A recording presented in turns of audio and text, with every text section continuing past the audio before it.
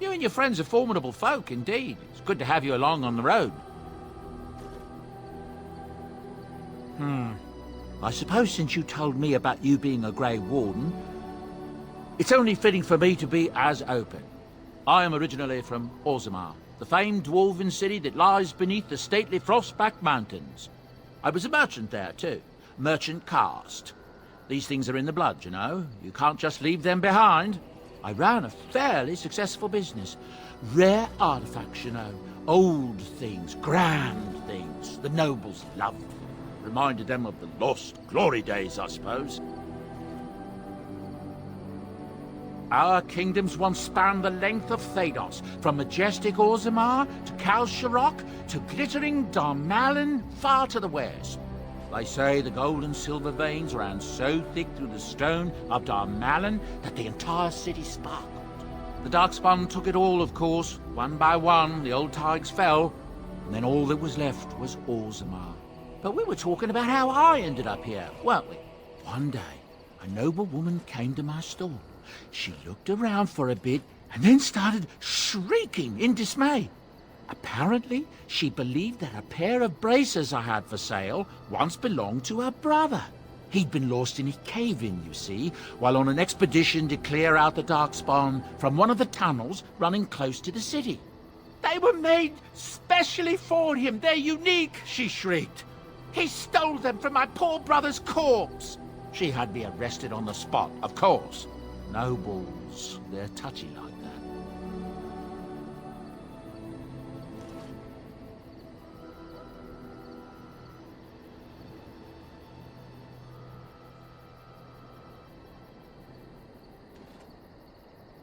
Well, I didn't steal them. You see, I'd been paying these castless thugs to venture out into the deep roads for me. The lost tigers. They're full of things that people left behind. Sometimes you can find a treasure. Something worth a little gold.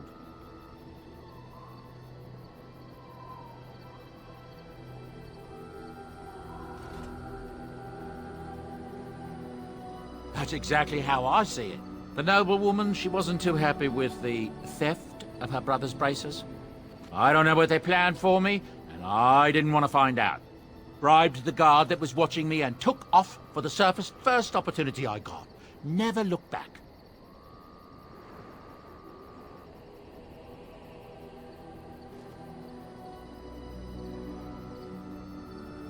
I thank the stone every single day. Now, is there anything the boy or I can get you? Some folks aren't happy about Tyrn Loghain being named Regent. There are rumors he had something to do with the king's death. Isn't that the most ridiculous thing you ever heard? The Darkspawn killed him, sure enough. If Tyrn Loghain couldn't save the king from that inn, then nobody could. That's what I've heard on the road, anyhow. Take it for what it is.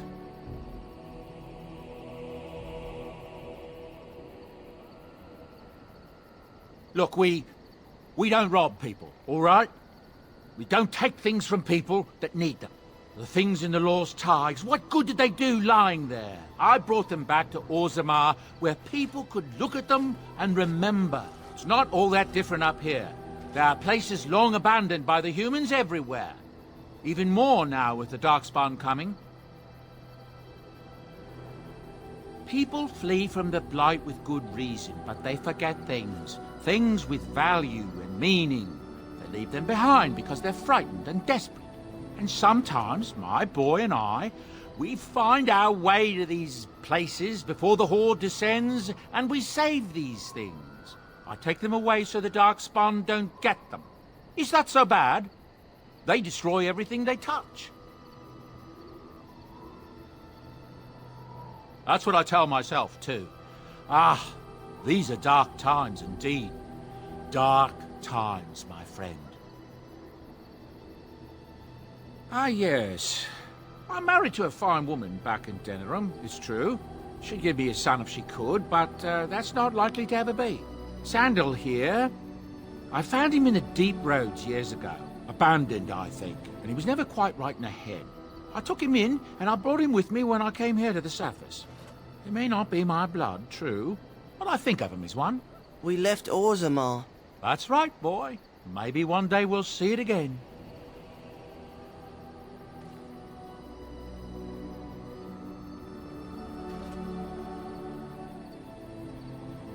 It's not as if I don't benefit, mind you. Turns out the boy's a natural working with enchantments. He might have even been lyrium-addled. I never thought of that before, to be honest. Happens sometimes.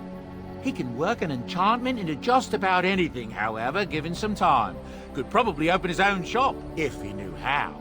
Enchantment. Well, he does seem to enjoy it, at least.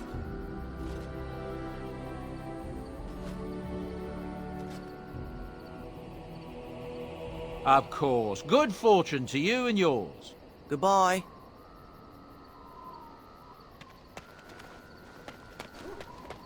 You're a hard woman to find. Where are my manners? The name is Levy, Levy Dryden. Did Duncan ever mention me? Levy of the coins, Levy the trader.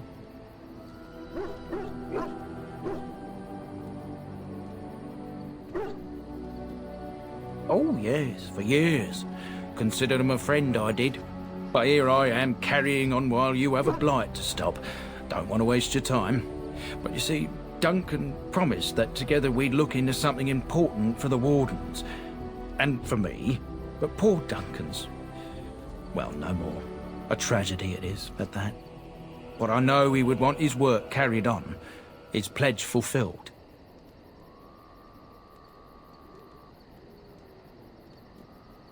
It's a bit of a tale, that is. But I'm the one who brought the Grey Wardens back to Ferelden. Well, I was one of the ones. There were a lot of us. Maker's breath, I'm a bit nervous. Honoured to be here, really. After King Marek freed us from the Orlesians, the Grey Wardens begged the King's permission to come into Ferelden, some sort of internal business. Me and a mess of other Warden sympathisers spoke on behalf of your order. Tan Loghain was very much against letting Orlesian Wardens in the kingdom. But Marek, Andraste, bless him, was a fair-minded monarch and he let them in.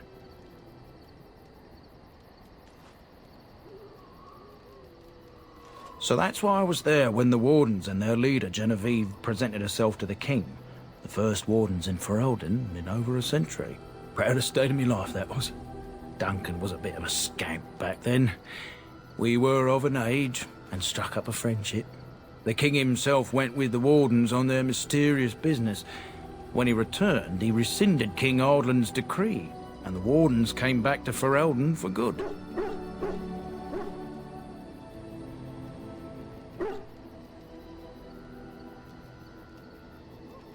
People say it's because the Wardens have become terribly unpopular, just soaking up tithes and not doing a bleeding thing for the kingdom. I say that's bollocks, as recent events have shown.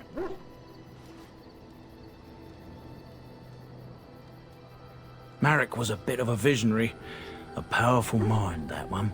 In his travels with the Wardens, he must have seen how important their cause was, and been moved by it.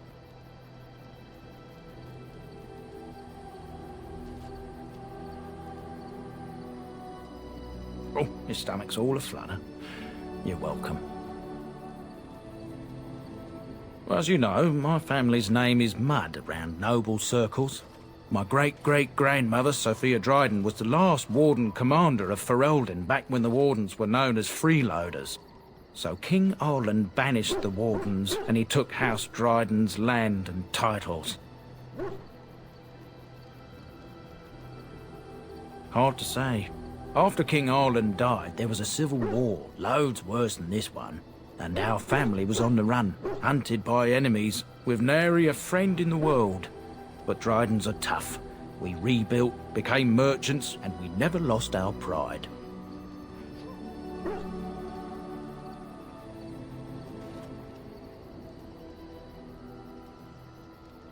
Our family's only crime was guarding the kingdom against the blight. We're not ashamed of that.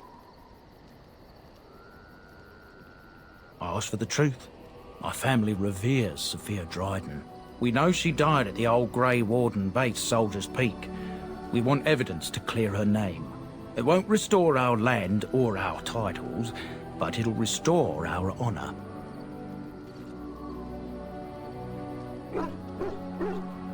Well, no one's been to Soldier's Peak since Ireland's days. At least none that's come back. I spent years mapping the maze of tunnels to the peak, and I found the way a few years back. So I went to Duncan, I did, and I said that he could reclaim the old base and my family could have its honour.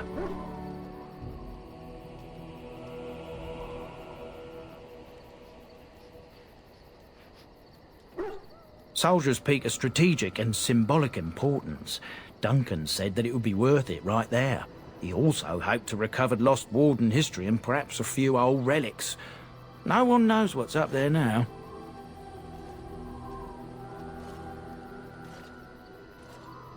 I can pick my way through the tunnels at the base of Soldier's Peak, but the place, well, they say it's haunted, and it'll be dangerous for certain. Will you think on it at least? 1,000 blessings upon you, Warden. I'll mark down the location on your map. When you arrive, we'll pick our way through the tunnels together.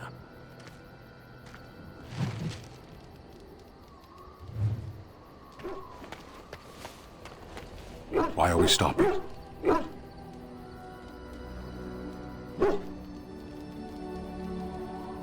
There are darkspawn to be fought. Is this delay needful?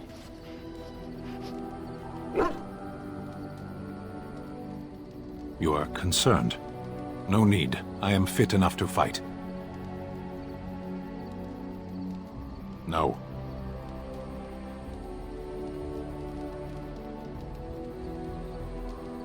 People are not simple. They cannot be summarized for easy reference in the manner of, the elves are a lithe, pointy-eared people who excel at poverty.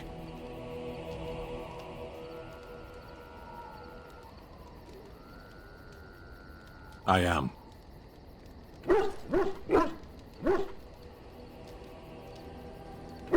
I have always fought in war, human.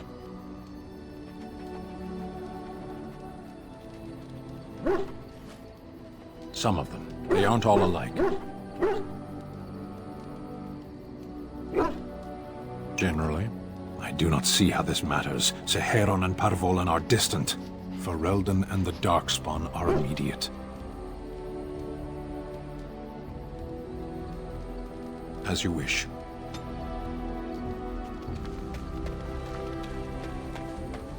Oh, why, you little... Your furry friend here took offense at me getting near his food. He snapped at me, look.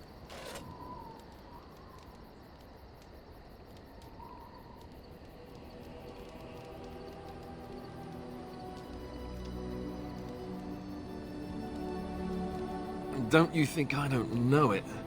Sometimes I forget that he's a war dog. That'll teach me.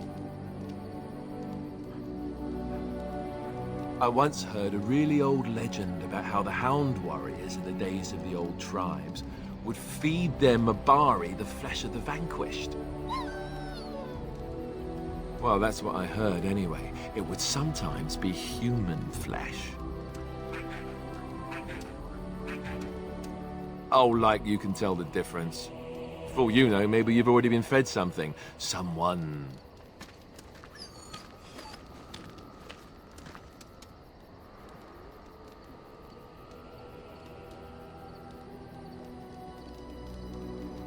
It's not cannibalism if he's eating it, you know.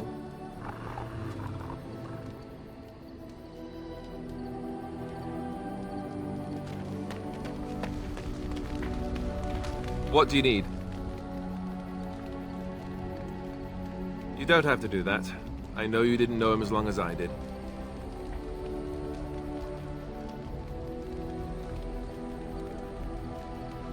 I should have handled it better. Duncan warned me right from the beginning that this could happen. Any of us could die in battle. I shouldn't have lost it, not when so much is riding on us, not with the Blight and everything. I'm sorry.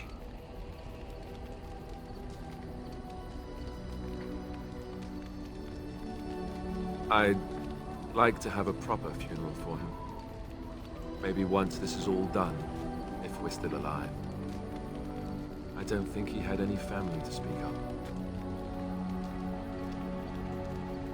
I suppose he did. It probably sounds stupid, but part of me wishes I was with him, in the battle. I feel like I abandoned him.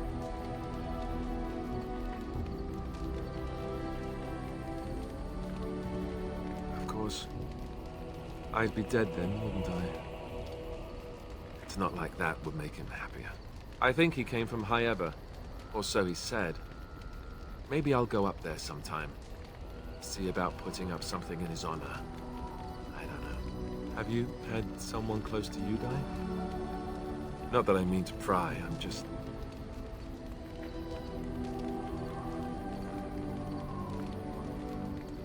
Oh, of course. How stupid of me to forget.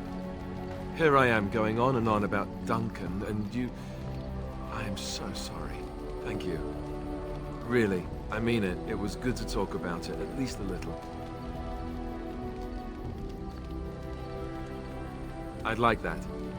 So would he, I think.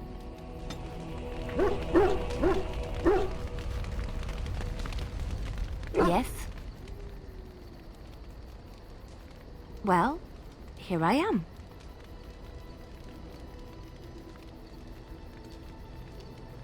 I knew this would come up sooner or later. I don't know how to explain, but I had a dream. In it, there was an impenetrable darkness. It was so dense, so real. And there was a noise, a terrible, ungodly noise. I stood on a peak and watched as the darkness consumed everything. And when the storm swallowed the last of the sun's light, I fell, and the darkness drew me in.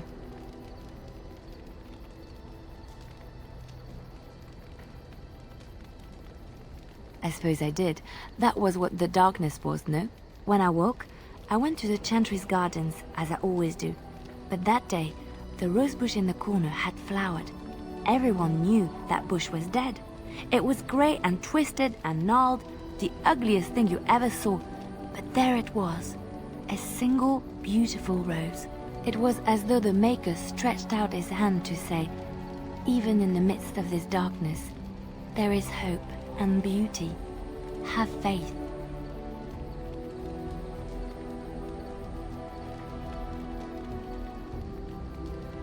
In my dream, I fell, or maybe I jumped. I'd do anything to stop the blight. I know that we can do it. There are so many good things in the Maker's world. How can I sit by while the blight devours everything?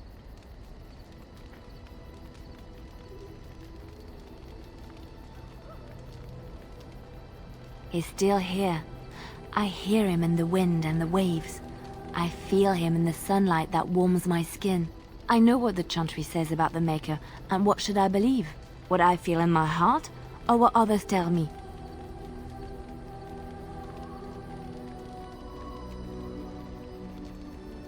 Thank you.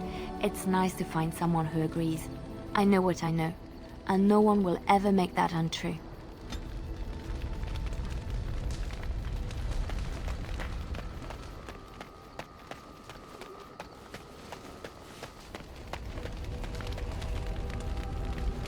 What do you wish of me?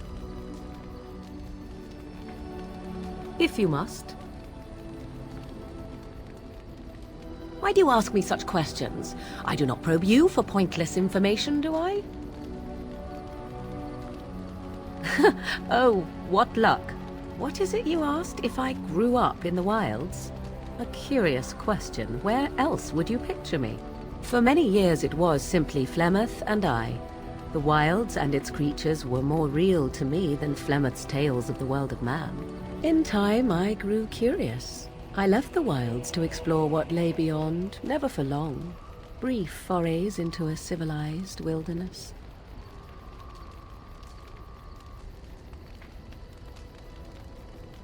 For the most part, Flemeth taught me well. For all that I had been taught, however, the truth of the civilized lands proved to be overwhelming. I was unfamiliar with so much. So confident and bold was I, yet there was much that Flemeth could never have prepared me for.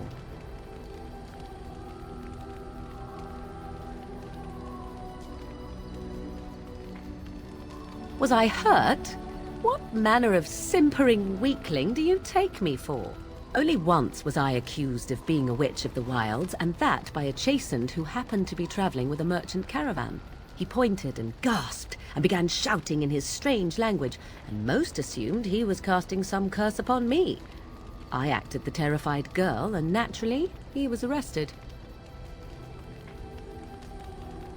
Men are always willing to believe two things about a woman. One, that she is weak, and two, that she finds him attractive.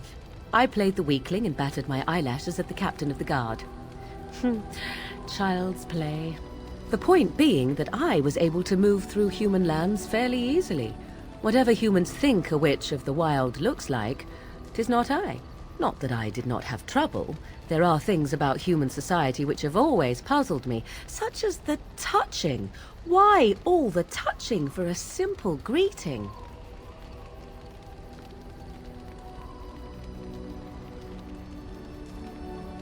To begin with, yes. What is the point of touching my hand? I find it an offensive intrusion. There were many nuances that Flemeth could never tell me of. When to look into another's eyes. How to eat at a table. How to bargain without offending. None of these things I knew. I still do not understand it all, truth be told, but then I gave up long ago any hope of doing so. When I returned to the wilds last, I swore to Flemeth that I had no intention of leaving again.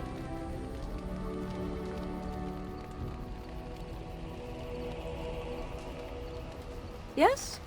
Let's ignore the entire Darkspawn threat and the presence of a simpleton as your only other Grey Warden ally, then. Not that I lack appreciation for the intent of your comment. Thank you. Well, let's get on with it before the ground opens up and swallows us, yes?